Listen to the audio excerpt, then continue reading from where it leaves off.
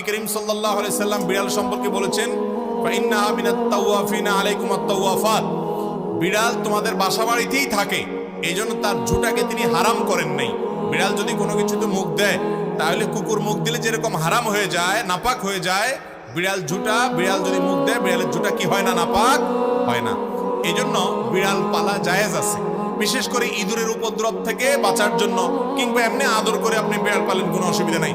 আপনারা সবাই জানেন একজন সাহাবী ছিলেন, নাম হলো আবু হুরায়রা, নাম শুনছেন না, রাদিয়াল্লাহু তাআলা আনহু।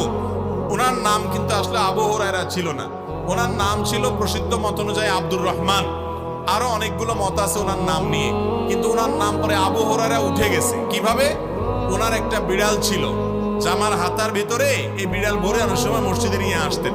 তো একবার নবী করিম সাল্লাল্লাহু আলাইহি ওয়াসাল্লাম তার বিড়াল দেখে, তার সবসময় তার সাথে সাথে বিড়ালটা থাকে, এটা দেখে তাকে বললেন, ও বিড়ালের বাপ। আবু হুরায়রা মানে বিড়ালের বাপ। এরপর থেকে ওনার নাম হয়ে গেছে কি, বিড়ালের বাপ। আসলে কি তিনি বিড়ালের বাপ ছিলেন? এটা কথার কথা হয়ে গেছে, রাসূল আকরাম সাল্লাল্লাহু আলাইহি ওয়াসাল্লাম মজা করে বলেছিলেন। তো তারপর থেকে ওই নামে তিনি পরিচিত হয়ে গেছেন।